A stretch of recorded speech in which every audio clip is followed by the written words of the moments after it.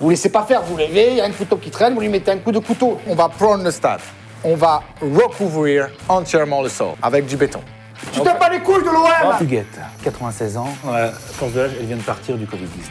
Voilà. C'est quoi le rapport avec le sujet là Nous sommes dans une situation de violence extrême. Allez tous vous faire enculer.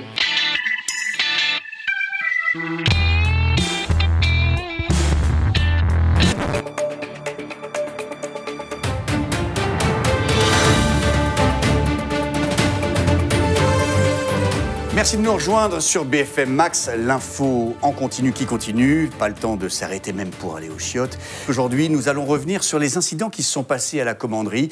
Vous le savez, des groupes de supporters qui ont été très en colère et qui ont commis des violences qui sont inacceptables. Alors, pour en parler sur le plateau, nous recevons Étienne. Étienne, vous faites partie d'un groupe d'ultra marseillais, c'est comme ça qu'on les appelle. Avec nous également, nous avons Bill McCourt. Bill McCourt qui représente donc le club phocéen, puisque vous êtes le petit-fils de Franck McCourt, propriétaire et actionnaire principal de ce club et chargé de la communication et du développement.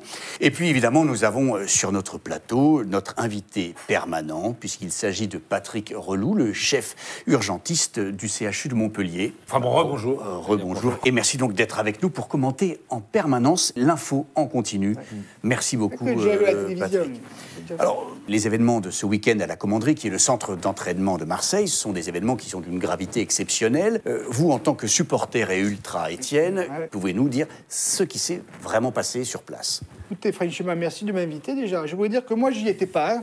Mais ce que je crois savoir, c'est quand on est rentré à la commanderie, il y a eu de la violence, c'est vrai. Moi, je condamne toute forme de violence. Ça n'arrange personne. Je ne connais pas un Marseillais qui aime la violence. Et pourtant, vous avez revendiqué la paternité, comme 6 groupes d'ultra, des exactions. Avec la pétition, là. Voilà. C'est que la violence répond à la violence. Ce que font les dirigeants de l'OM avec l'OM depuis 5 ans, c'est violent. Donc, je vous prends l'exemple dans la vie de tous les jours. Vous êtes en discothèque à Aix, vous venez un coup avec des collègues, il y a un mec qui passe d'un il remercie un verre sur vos nouvelles chaussures. Qu'est-ce que vous faites, vous? Vous laissez pas faire, vous levez, il y a un couteau qui traîne, vous lui mettez un coup de couteau. Il n'empêche, après, on va boire un jet, on va danser, on passe à autre chose. Non, mais je suis atterré. Mais c'est ce qui s'est passé. C'est un exemple parmi d'autres. Qu'est-ce qu'il y a, docteur? Atterré parce que j'en fais. Oui, évidemment. C'est tout simplement. Votre discours est d'une violence, puisqu'il non. y a eu 6 blessés, c'est ça, Patrick? Non. Il y a 6... Au moment où vous parlez, là, de l'Olympique, de je ne sais quoi, Marseille. Huguette, 96 ans, force de l'âge, elle vient de partir du Covid-19. Il lui reste encore 3 belles semaines à vivre. Elle avait prévu du macramé, elle avait prévu des points de croix. Joséphine Ange-Gadrin, le best-of, pardon. Alors, on comprend évidemment votre Et elle émotion. ne le verra pas, parce que des gens se croient tout permis et vont faire les osos. Mais qu'elle était dans... Mais non, mais vous n'avez aucune conscience de ce que nous vivons en ce moment. Étienne, Huguette, qui visiblement faisait partie d'un groupe d'ultra... Pas du tout, pas du tout. Non. Non, elle était dans un EHPAD.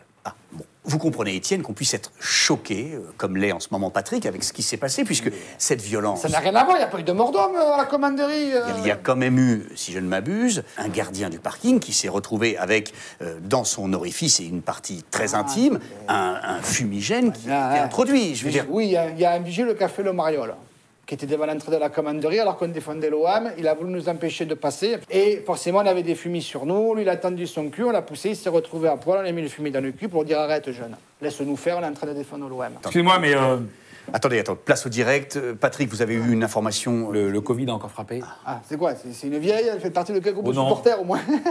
Non. C'est un jeune de 38 ans, père de famille. Et sa femme, 37 ans. Et leurs 2 enfants, 7 et 11 ans, qui viennent d'être emportés de manière foudroyante par le Covid. Ils sont morts en même temps? En même temps, oui, c'était dramatique. Covid qu'ils ont dû attraper, sûrement dans la voiture qui les emmenait je ne sais où et qui a percuté un 38 tonnes. Et quand ils sont arrivés au CHU, on a donc fait un test Covid, et je tiens d'ailleurs à dire bravo et à remercier encore une fois tous les personnels soignants, parce que essayer de mettre un coton-tige dans un nez qui a pris un 38 tonnes de plein fouet, il faut la trouver, la narine. Bon, au bout de 2 heures, ils ont trouvé les narines, ils ont fait le test, ils étaient positifs. 5 minutes après, ils étaient morts. C'est dramatique. C'est dramatique. Encore une fois, c'est l'incompréhension et en même temps la colère qui l'emporte, parce que des gens n'étaient pas confinés, ils ont cru que c'était la fête, à la commanderie ou ailleurs. Et voilà. C'est quoi le rapport avec le sujet? Des gens, là, des supporters sans masque qui se sont crus tous les deux. Demandez plutôt ce qu'il veut faire de l'OM à ce monsieur-là. Voilà. Nous sommes dans une situation de violence extrême, des gens ont des attentes énormes. Ah oui. Alors qu'est-ce que vous comptez faire? Quel est votre projet d'avenir pour le club dans ce climat de violence tout en direct dans lequel les gens meurent? Et donc c'est terrible, allez-y. Le projet est toujours le même. On veut faire de ce club un grand club. Pour ça, on va recruter au maximum. Ça, c'est bien, il serait Ok? temps. On va prendre le stade. On va recouvrir entièrement le sol avec du béton. On va faire des cases, des box. Au-dessus, on va mettre des escalators. Et après, on va recouvrir avec une couverture en dur tout le stade. Et là, je recrute des vendeurs pour vendre tout le merchandising de l'Olympique de Marseille. Vous voulez transformer le stade en centre commercial. Voilà. Mais bien sûr que c'est ça depuis le début, c'est contre ça qu'on se bat. Tu t'as pas les couilles de On va faire l'OM. Tu progresser t'as pas la les couilles du ballon. Non, tu veux faire du Étienne. pognon, c'est tout. Étienne, Oui, allô. calmez-vous. Qu'est-ce qu'il y a Oui, Patrick, une urgence. Attendez une seconde. Oui. Non, mais il faut intuber quoi, intuber? Je sais pas, je suis pas au CHU, moi, je suis à la télé, pourquoi vous m'appelez? Eh bien, je n'ai même pas son dossier. Mais c'est direct. Eh bien, vous avez qu'à me le faxer, au Georges V, voilà. Suite 407. Et puis, moi j'éteins, parce que j'ai oublié d'éteindre, je suis navré. Merci, Il n'y a monsieur. pas- On rappelle que vous êtes très sollicité en Bien tant que sûr, bien urgentiste, chef sûr. des urgences du service de Tout le temps. Montpellier. Merci Tout le temps beaucoup. besoin de- bien Merci sûr. beaucoup d'être avec nous. Et d'ailleurs, vous restez avec nous puisque Ah, c'est nous fini, passons- là Je crois qu'on a fait le tour de ce débat. Je crois que la conclusion sur les événements à la commanderie, c'est rester confiné. Un dernier mot peut-être, Étienne? Allez tous vous faire enculer. Oui, mais Ah en ouais. respectant les distances de sécurité, évidemment.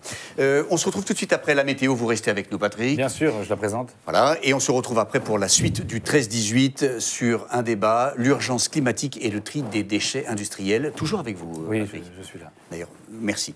Et merci au personnel soignant de nous suivre ici en direct sur BFM Max. Merci. Merci beaucoup, Bill. À tout de suite.